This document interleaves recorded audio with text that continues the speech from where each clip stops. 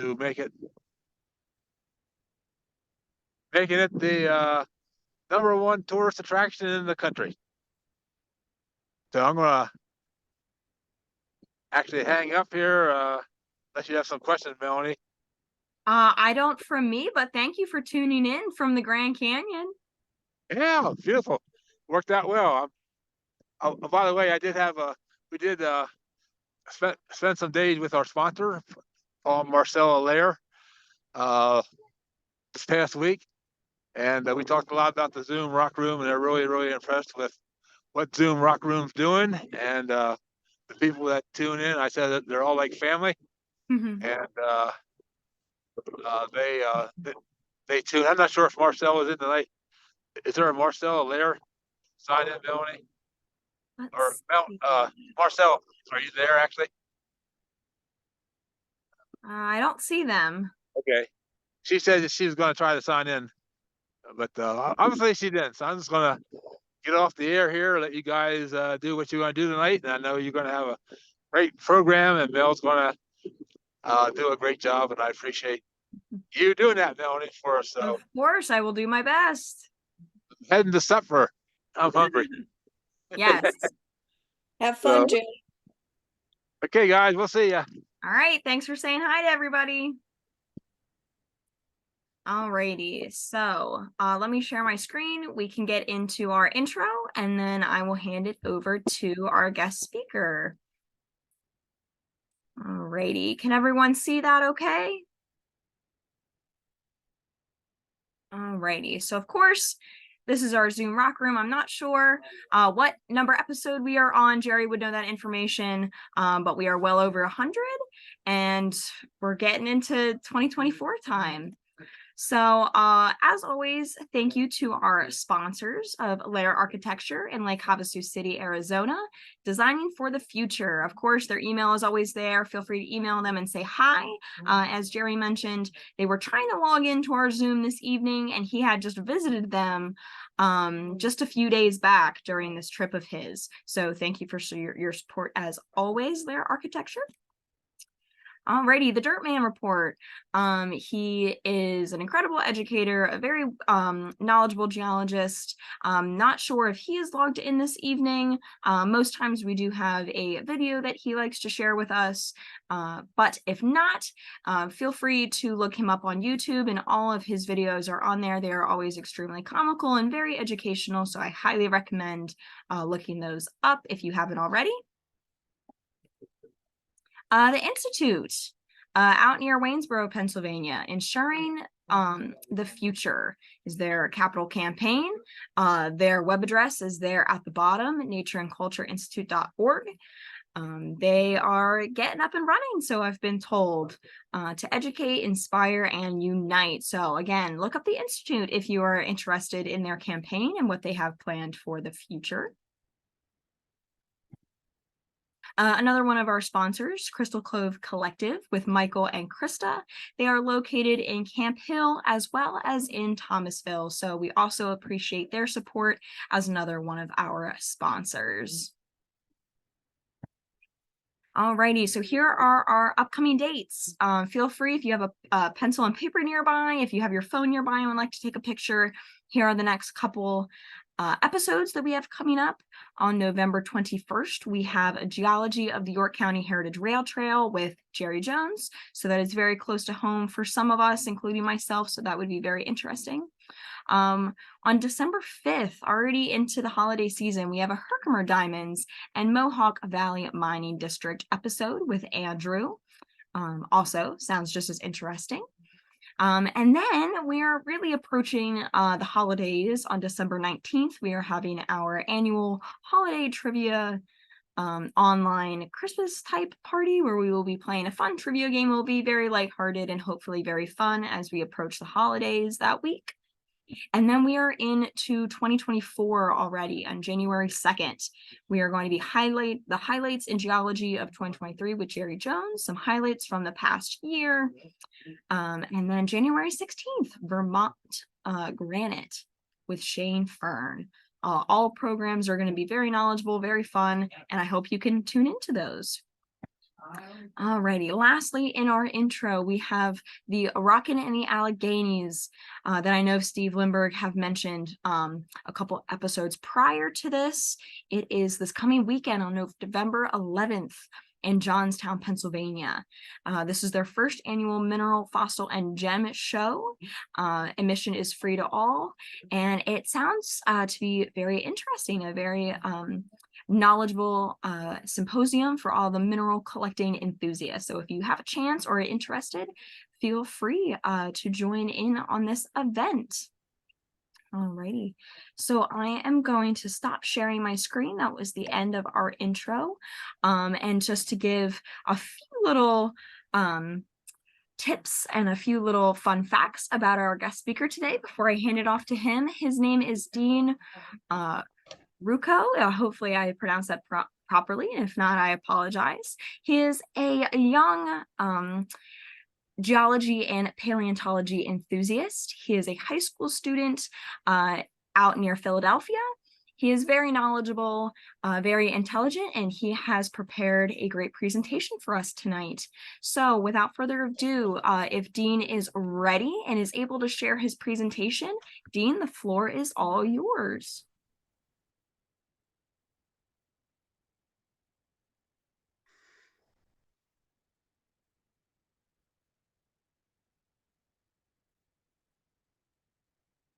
Let's see, Dean's logged in. Dean, you there?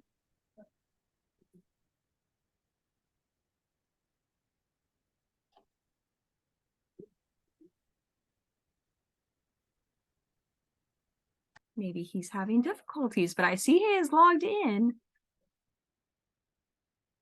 No, get off of there. It doesn't show his,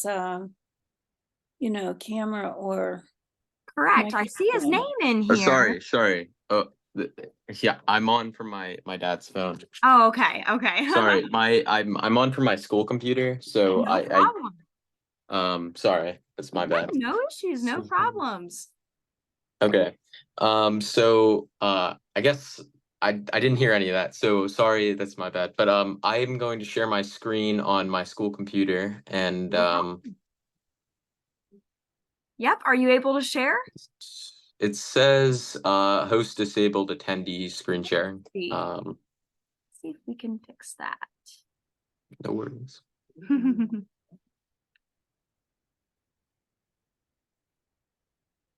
All right. How about now, Dean? It still says maybe you made it on this. I have my camera on the one account on my computer. I don't know if you did it for the one that I'm talking through. But...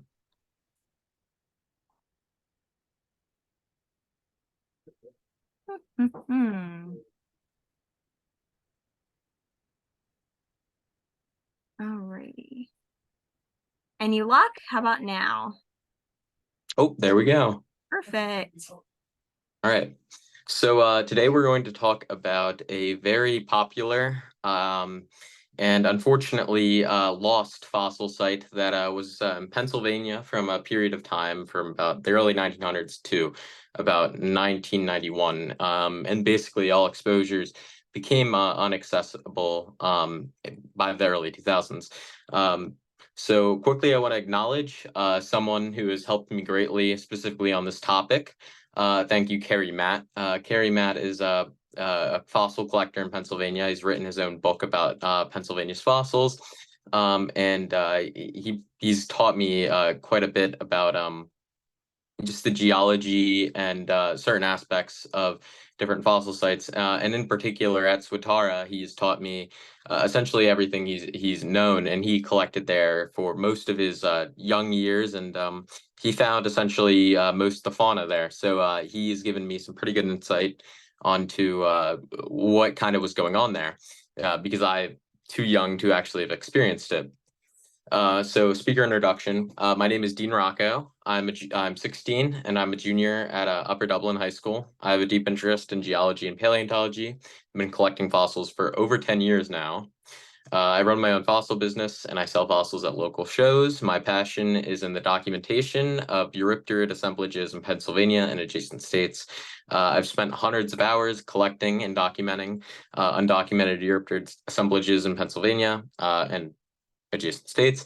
I have a large collection of echinoderms and arthropods, mostly self-collected from Pennsylvania and New York. Seriously, geology is my passion. I really love this stuff, and finding fossils and finding where things passed away or where things were living is very interesting to me. So yeah. So here's just some of my recent finds to kind of give you guys a picture of things I'm doing. So these are all from these three are from the Mahatongo Formation, which I'm sure you guys are all familiar with. This guy is our state fossil, Eldridrops rana. This is a green ops specimen from Northampton County, also from the Mahatongo Formation. I found that maybe in June, and I found this one around the same time in Schuylkill County. And this is a really rare specimen I found this summer. This is actually a specimen of the species Devonaster incrinus, which is from the Mahatongo species, from the Mahatongo Formation too. This is one of only 3 specimens that has been found in the Mahatongo. So it's pretty significant. This is an Isotelus. This is from New York, just a trilobite that also occurs at Swatara Gap. I've experienced collecting a lot of the New York's Ordovicians, so I kind of feel like I have a good idea of what this situation might have been like. And then finally, the Eurypterids. This is a big part of what I do. So this specimen is from New Paris. I think I saw Steve Lindbergh on here. He allowed me to come into the quarry one of the days. He invited me, and I found quite a few interesting things, including this Eurypterid head, which is a new species, first Devonian, lower Devonian Eurypterid in Pennsylvania. And this is a little bit younger. This is a Eurypterus that also occurs in Pennsylvania. And these are some other things. And then this is a specimen I collected in New York. So a little introduction to Swatara Gap. Swatara Gap is a water gap formed by a tributary of the Susquehanna River, cutting through the Swatara Creek, cutting through Blue Mountain in Lebanon County. It is named after a Native American chief that used the gap to raid English settlements during the French Indian War.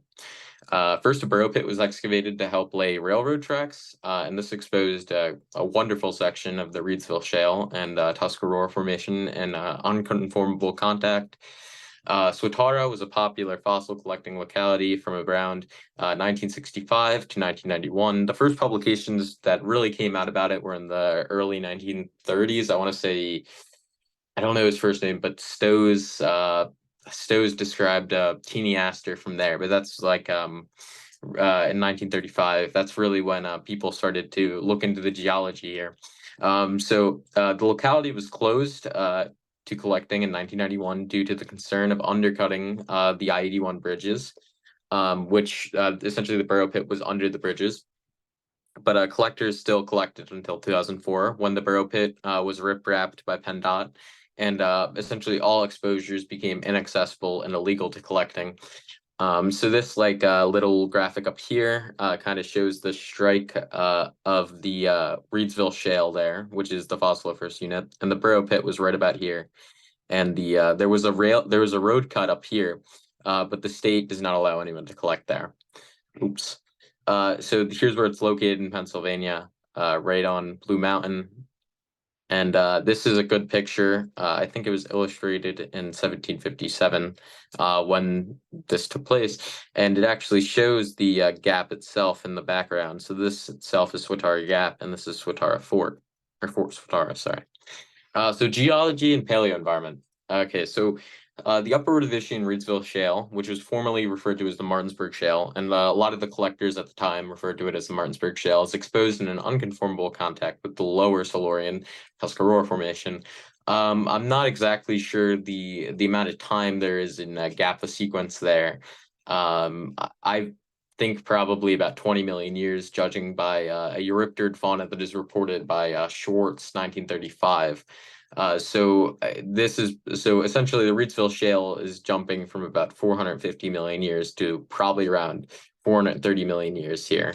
But there's no publication confirming that. It's just basing off the two different faunas and then where they occur in different places and what ages they occur at. So claystones made up the most of the exposure of the Reedsville strata there. And that's about 40% according to Lem and David and John Pope, 1989. Followed by laminated siltstones and silty mudstones. And those beds were the best for fossils, specifically the laminated siltstones were good for starfish, and the silty mudstones were good for trilobites. There's also biogenic beds. Biogenic beds are just like hash beds, so they were finding like hash beds and whatnot, specifically of the trilobite, Cryptolithus, and a few brachiopods such like Leptamia, and I think also some maybe Pleisopods, but we'll get into that a little bit later. So these deposits. Oh wait, sorry. So iron staining is leached into the strata, and it ranges. These stains range in a color from orange to brown. And it's prevalent along basically all rock fractures here, from my understanding. So all the fossils are covered in a coat of iron staining, so it's like this orange kind of powdery color on it. I have a few Swatara fossils here I can show you in a little bit, but there'll also be pictures. So there's the deposits are interpreted about being 50 to 100 feet deep. This is because we know it was a photonic environment because it was well oxygenated, lots of algae, a lot of opportunities for things to eat things, things like that. It was a very active paleo community, I should say, and so it was very shallow, frankly, for being a paleo environment. But yeah, so then there's debate on whether the deposition of certain lithofaces are turbidites or storm deposits. Honestly, I don't have any good input on that, but I can say that I prefer the idea of turbidites. From Carl Brett has been suggesting some things relating to that in some of the Cincinnatian strata, and I think that could well relate with some of the strata due to the age. So then, again, well oxygenated photonic environment with lots of algae, and then finally, a diverse paleo community with lots of brachiopods, trilobites, mollusks, echinoderms, and even a eurypterid. So there was large cephalopods being predators, and then you have consumers like trilobites, and then primary producers like algae and whatnot. So let's just go over some of the fauna quickly before we jump into the I guess incredible stuff before I get to the really interesting stuff. So the fauna is very diverse. I think it was reported that there's might be 120 species from Swatara Gap. So there's diverse brachiopods and pleisopods. So specifically the genuses Raphosquenia and Leptamia are reported quite a bit. There's abundant cephalopods, specifically the species or the genus Michelinoceras. There's 10 species of trilobites, possibly more. There's a genus called Boumastoides that is, there's a specimen I've seen of it, but I don't know if it's just a weird isotylus or something. So diverse species of Asteroidea and Ophidia, so diverse starfish and brittle stars. And there's other diverse echinoderms such as carpoids and crinoids, and then a large predatory eurypterid. And yeah, so getting into the trilobites first. So the main trilobites at Swatara Gap were Cryptolithus and Gravicalamine, which are here. So Cryptolithus was by far the most common and is what made the site so popular and famous in the first place. Specimens could be found just on the surface walking around. And I've been told that one could come away with 10 specimens in a day of collecting. So they were just basically everywhere. And so the next species that was the next most common was Gravicalamine. The species Gravicalamine, or the genus Gravicalamine or Flexicalamine, can really be used because the calaminids and the Ordovician haven't really been sorted out yet.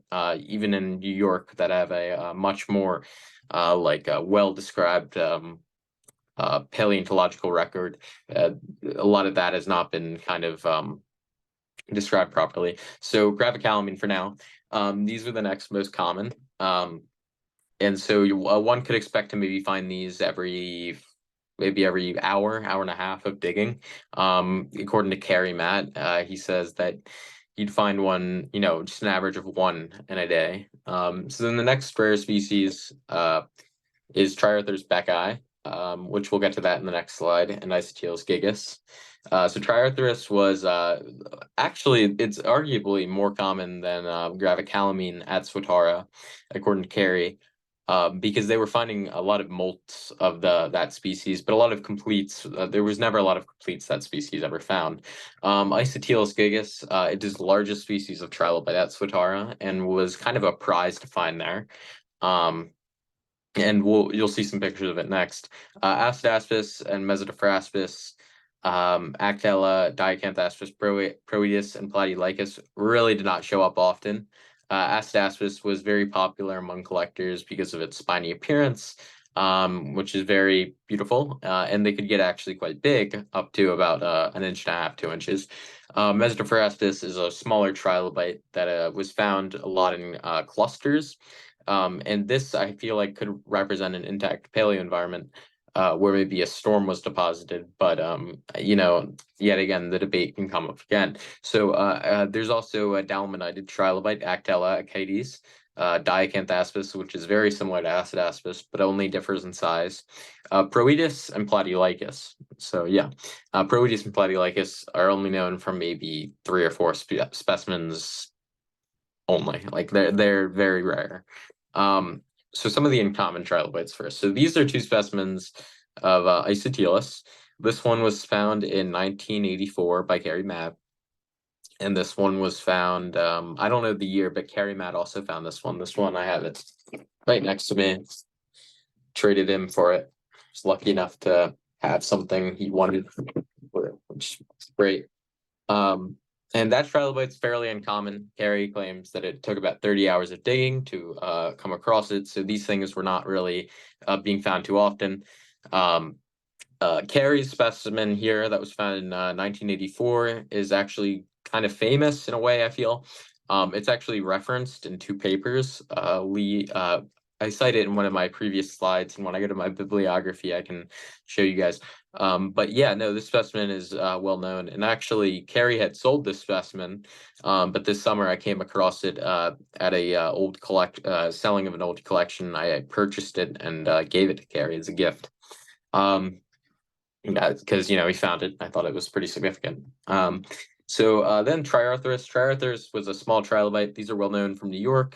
They can also be found in other places in Pennsylvania, specifically the Annie Shale. And I may say that a lot of these species do occur in like the lower Trenton group and Trenton group in Pennsylvania. However, the articulated specimens from there are very unabundant, but I have found a few cryptoliths and a few Triarthurus that have been complete in the Annies and Coburn formation. But anyways, so yeah, no, Triarthurus was fairly uncommon. A lot of the time they would find the molted heads of them or the bodies, but generally completes were not found. Maybe Carey said maybe every 50 hours of collecting he would come across one. So these trilobites are not often seen. So then we have a very, very popular trilobite, Acidaspis cincinnatiensis. This trilobite is very well known from Cincinnati, and so Ohio and Indiana, since essentially the Cincinnati Arch. But here are some specimens of it, and it's very distinct. It's very spiny. There's one other of Donaplorid at Swatara Gap. That is the term for a trilobite like this, a spiny trilobite. That's like the family of them. And so these specimens are in my collection, and the specimens in Carey's. I think that all 3 of them were collected by Carey, but I'm not sure. One of them may have been collected by someone else. So here's some of the rare trilobites. So first of all, we'll start with the Actella achates.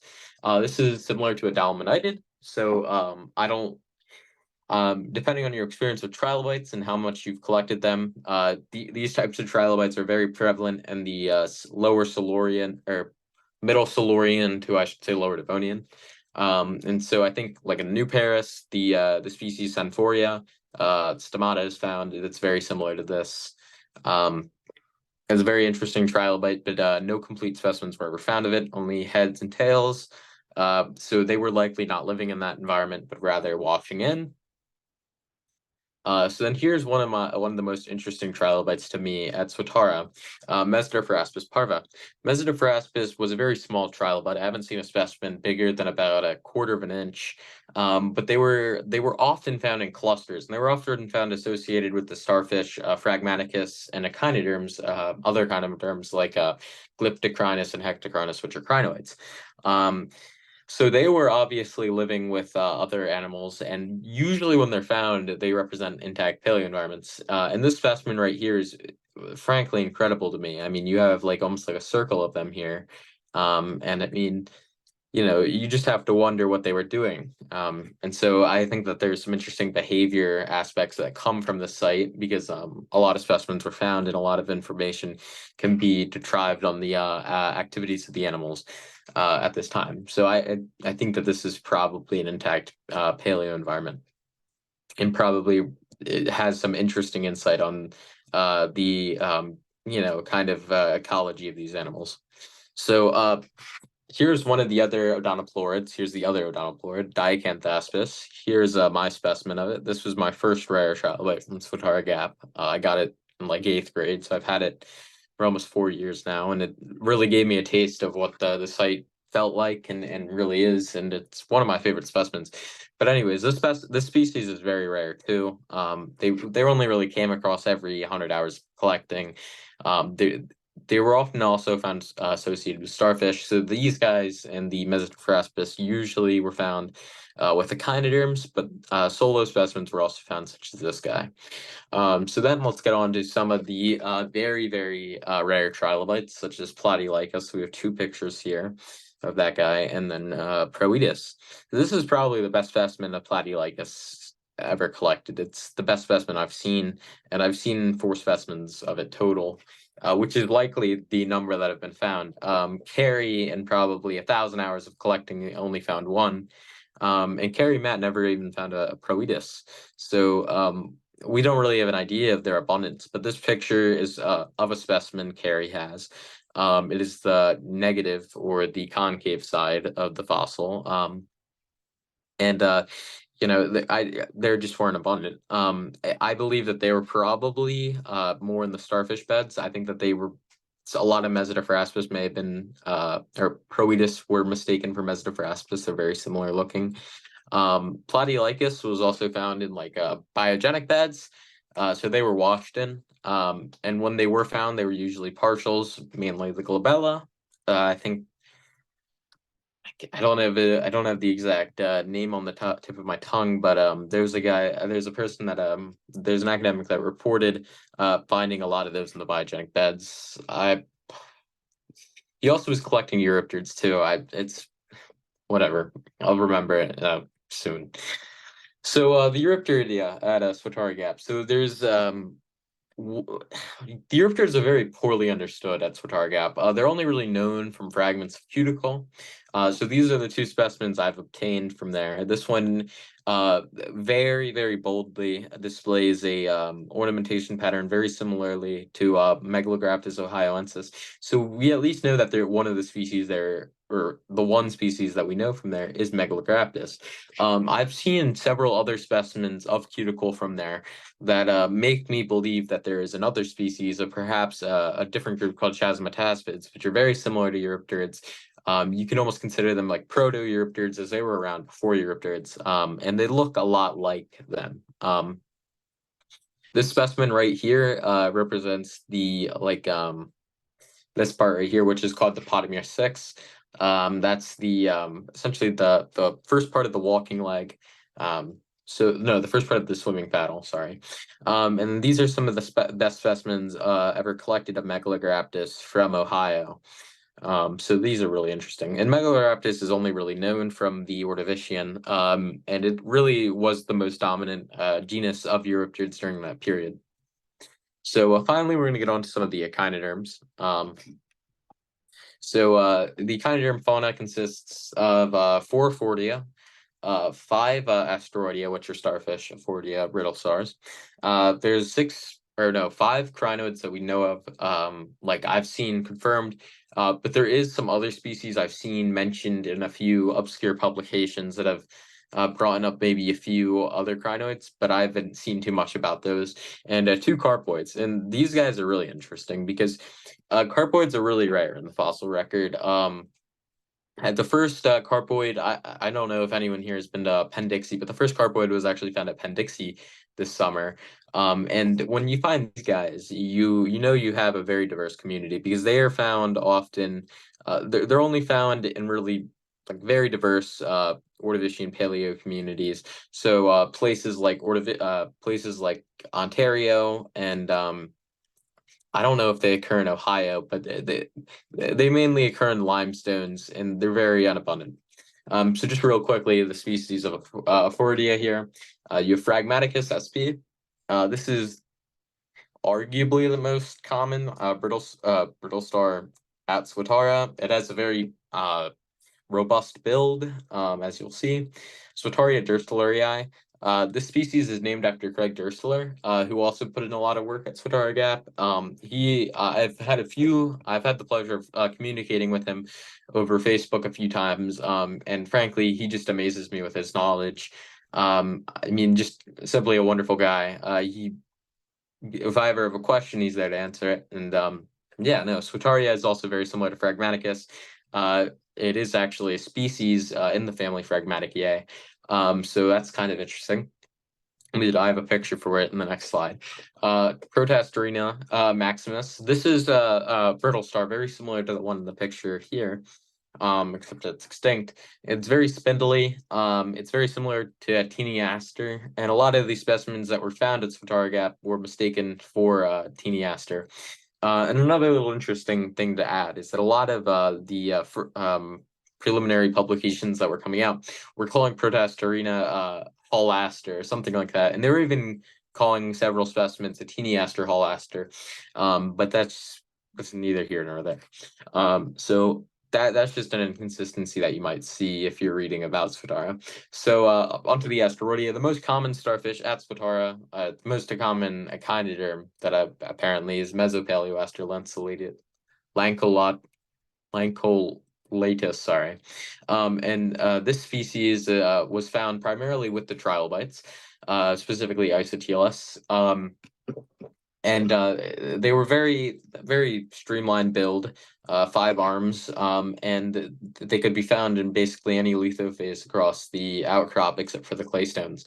Promopaleoaster bellulus is a very interesting species. I've yet to see a fragment of it. Carrie Matt has a replica he made of it, but I haven't had a picture. I don't have a picture of it, so I didn't include that. But I haven't seen any remotely complete specimens or any specimens period of that species. I've heard of fragments at the North Museum though, so that's kind of interesting. So finally, or continuing on, Promopaleoaster pricei. We do have specimens of that. John Coolidge and Carrie Matt both found some pretty interesting specimens. John Coolidge's specimen, one half of it was is in the Yale Peabody Museum, and the other half was actually sold on eBay a few months ago.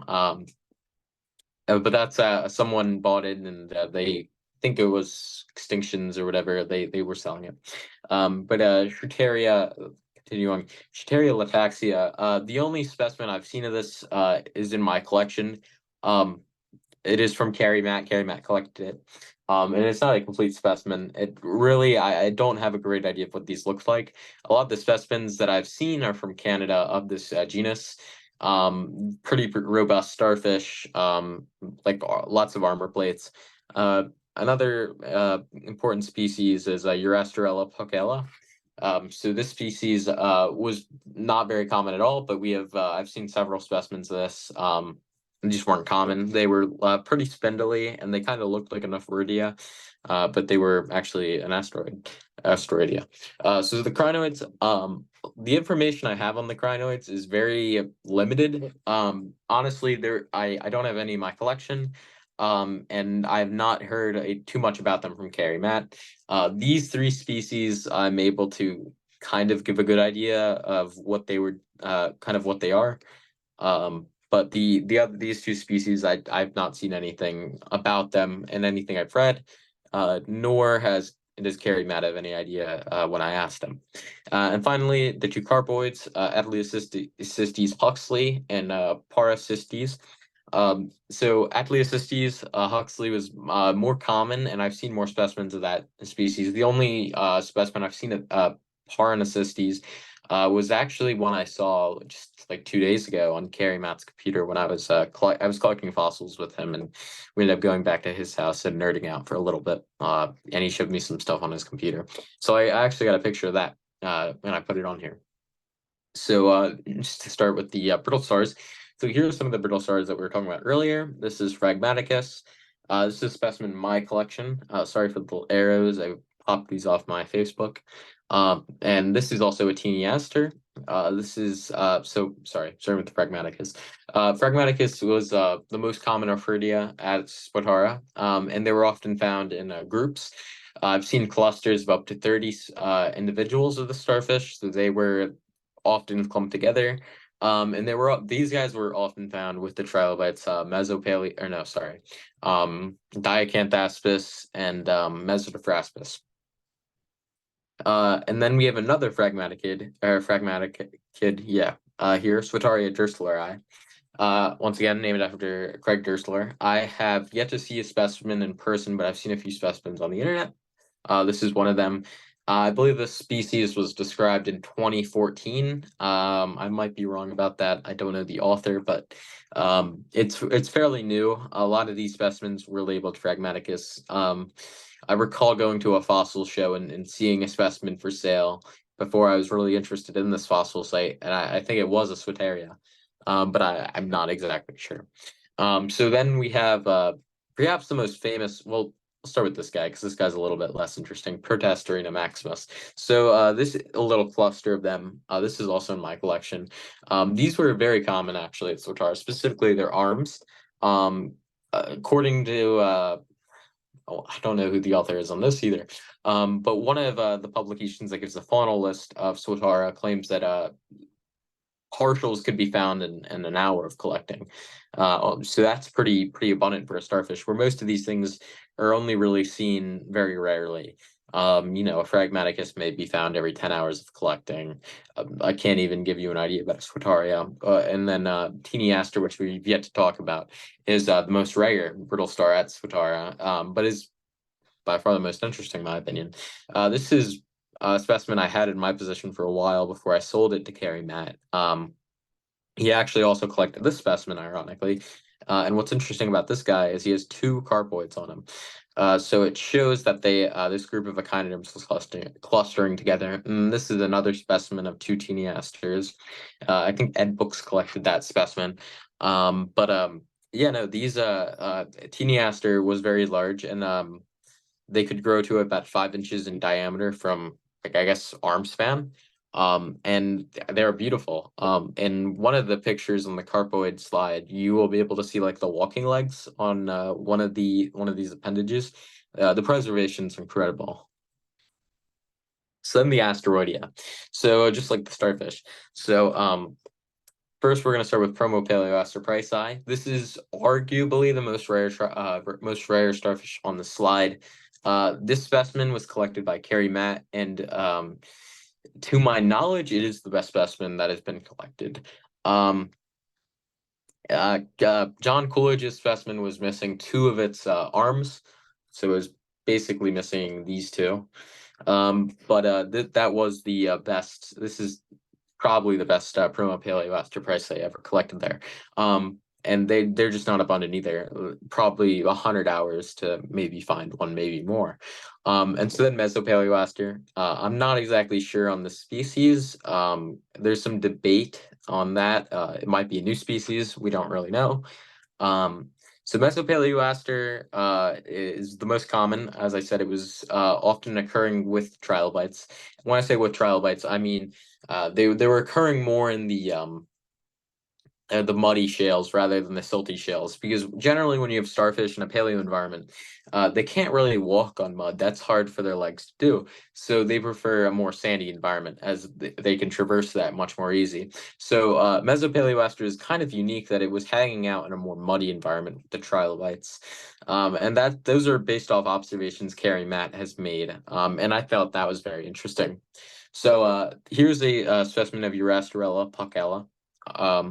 This is the best specimen I've seen. Carrie also has a specimen with 2 individuals on it. It's very spindly. It kind of looks like a brittle star, but it is not.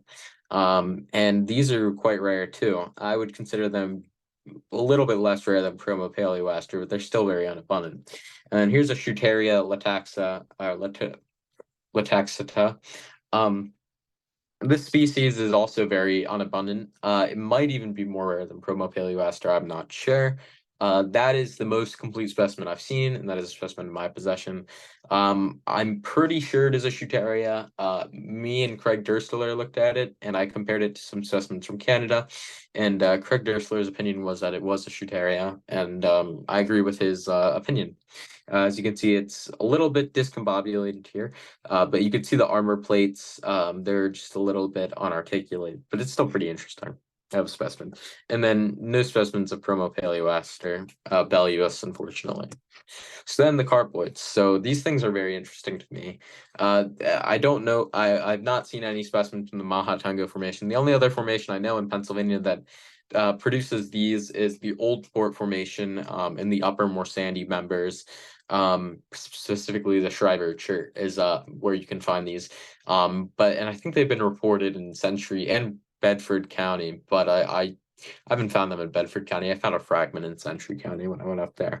But carpoids are very rare generally, in any fossil site that preserves them. These are some of the examples that were preserved with the starfish. So in this picture, you can actually see the little walking legs here, so that's pretty interesting. And these are Atleocystes Huxley. The species also occurs in Canada, specifically at the quarry, I believe the Brechin quarry. And if you've seen any of the Canadian Ordovician material, it's quite incredible. You have like calcite calcification of the I don't know how to say. Calcite fills in the structures that instead of it just being like a mold of the animal. So then the other carpoid that occurred at Swatara was Paranacystes sp. This species is very rare. This is the only picture I've seen of it. It's very interesting because I like this interesting ornamentation on the top of it. That's very typical of carpoids. In this here, wait, let me go back. In this picture, you can kind of get an idea. A lot of them had sort of platy structures on the top, and they also had that 5 sides symmetry. Sorry. But yeah, so these are the carpoids of Swatara. These are the 2 confirmed species, and they're pretty interesting. And so the crinoids, as I said, I don't have much on them. I took some pictures from Carrie's book with his permission to use them. So Ectocrinus simplex, this one is pretty interesting. It was the most common. I've seen several specimens of it for sale, and also Carrie has quite a few specimens of it. I've seen this species also occur with the genus Phragmaticus. And ironically, here's a Heterocrinus with a Phragmaticus too.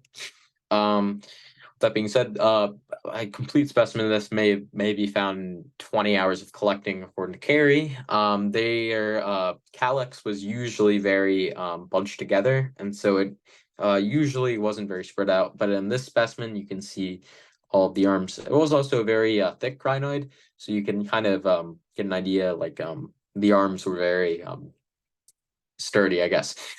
This is, in my opinion, the most beautiful crinoid from Swatara, Glyptocrinus.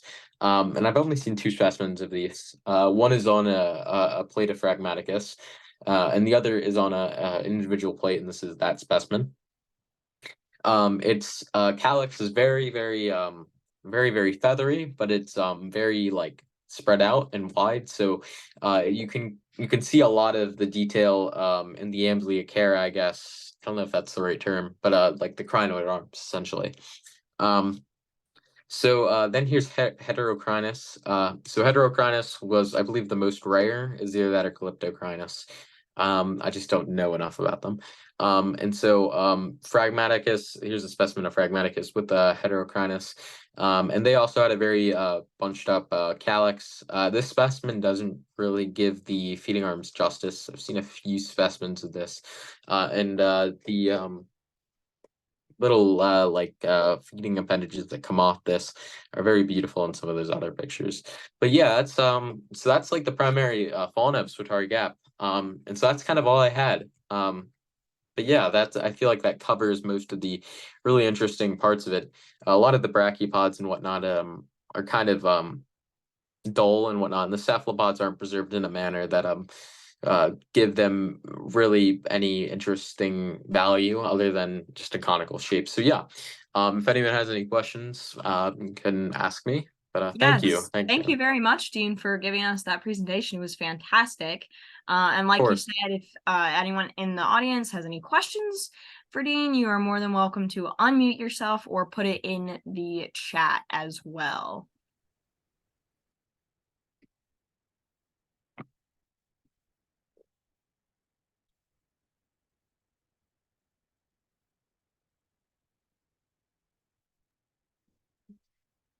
Thank you, Melody. It was very, very sweet. Well, I think you've blown us away here, Dean. I'm glad I didn't disappoint. I was kind of a little Oh, my bit nervous goodness. there. That is just amazing. The carpoids, they're like their own genus, or they're their own like family of echinoderms. So they're very they're kind of hard to describe, but they're their own thing. You can like read about them. There's a lot of there's a lot of them that come from Canada, but these are some of the only ones from Pennsylvania. So collecting there now. I mean, as I said, there is an exposure up along the highway, but the state trooper has stopped people there. Carrie Matt got yelled at there after the site was closed and the burrow pit was riprap. So there's really no way to access any exposures of the site, unfortunately. So that's really a shame. However, there has been some work being done by a Penn State grad student in correlating the strata into central Pennsylvania, and ironically, or not ironically, essentially, very ironically, I guess. The fauna continues to no one's surprise, in my opinion. And in Century County, they're finding starfish and whatnot. So thank you. Yep.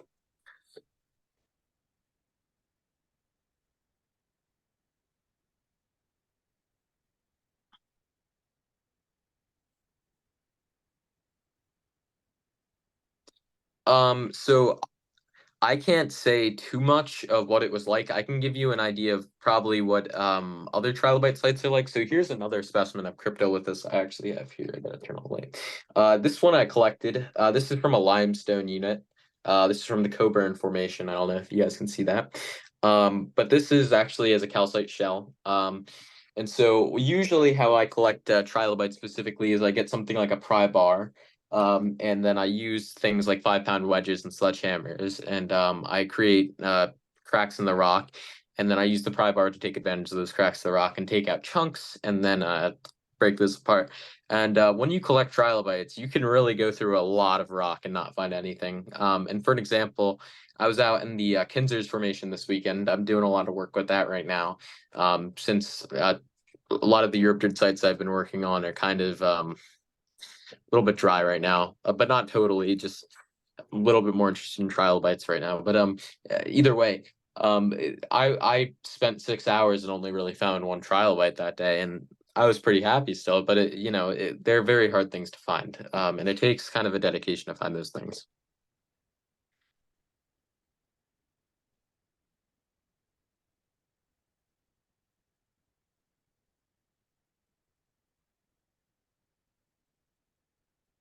No, they are a species called Symphoria stomata. I actually saw something. I saw a complete specimen from New Paris. I should have sent you a message in Penn State's fossil collection recently, and it was actually labeled something else. So the two faunules. So I've been really thinking about the Old Port Formation actually. but really what's apparent to me is that there's two faunules. The Dalaminited, which is the essentially the species that we're talking about in the old port, in the upper portion, I know for a fact is Symphoria stomata. And the pygidiums I've collected of that species in the upper part of that formation are very similar to the ones at New Paris. And the ones at New Paris are very similar to the ones in the Shriver. Essentially, they look the same to me. And also, I haven't read any reports of Symphoria, but it would not make sense that there is Dalaminites in the lower Devonian there. But yeah, I can send you that. The species is Symphoria stomata. That's the Dalaminided that occurs in the upper Old Port, and I believe the lower Old Port too. Thank you, Steve. It's great to talk to you, and it's great to hear from you. It's been a little bit. Hey, we're going to be at New Paris on next Sunday, the 12th. Yeah, I'm trying to make it out there. The one thing that might stop that is we're currently trying to get access to a burrow pit that we just found last weekend. And in 2 minutes of walking around, I found 3 trilobites. So I might have to go out and survey that. But if I don't, then I'm going to try and make it to New Paris on November 11th. I'd really like to. I'd really like to take a look at the strata there again. Well, It's wonderful. Yeah, awesome. The place that you found sounds pretty interesting. So I think I'm going to skip the symposium and I'll come out to your bore pit. So, Hey, you let me yeah, know. if you You're can welcome. make it. Yeah, if you can make it on Sunday, even if it's at the last minute, um, I'll message you my cell phone number and you can just text me and you know where it is and you can just meet us there because we'd love to have you join us. So Yeah, it'd be wonderful. I'd right. love to come. And if you are ever interested in collecting some Cambrian trilobites or whatnot, I think you said you were a while back. Let me know, and I'd love to take you out for a day of doing that. That'd be very fun. Awesome. Sounds good. Yeah, great Yeah. presentation tonight. I collected at Swatara Gap. Oh my goodness. It had to be back in the early 70s. And I remember even back then that the concrete pilings for the highway, the overpass, Yeah. or maybe the late 70s, were being seriously undermined from the amount of material that was being removed from there. Yeah. Yeah. I mean, it's not a bad way to get rid of a fossil site, but like it's pretty upsetting. I mean, it's very incredible, and I miss it, and I hope one day there's another exposure that is producing stuff like it. But yeah, I mean, from what I hear, it was it was a pretty bad situation. PennDOT had to step in, or there would be a disaster. Alrighty, does anyone else have any follow-up questions for Dean before we conclude this evening? Someone said something in chat. So no, so the piles at Swatara State Park are no longer really there. You can find little pieces of the Martinsburg or Breedsville Shale, sorry, there. I've seen them. But I've not found any degree of any Ordovician fauna there. But there is a very good bed at Swatara State Park to find trilobites, and I found quite a few unique species there, such as Decanella and Baetia decanella, which I've not seen in other spots in the Mahatonga.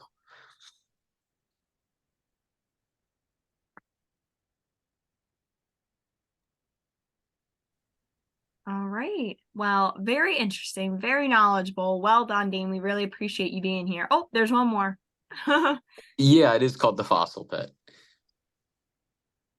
Terrific. Well, like I was saying, we really appreciate you being here this evening. Your presentation was great. Your pictures were wonderful. You were very knowledgeable, very intelligent. Hopefully you can join back here maybe as just a participant and listen to some other presentations in the future. But thank you very much for being here, Dean. Yes, thank you so much for having me. It was wonderful giving this talk, and I hope to do more in the future. But yeah, thank you very much for having me, and I hope to be here sometime else. But thank you. I'll see all of you hopefully in the future. Yeah, well done. And for everyone else, enjoy the fall/wintry mix we are, having. We're getting into colder days. Today was pretty warm, but everyone else, take care, stay safe, and we will see you next time. All righty, everyone. Have a great evening and a great weekend. You too. Bye.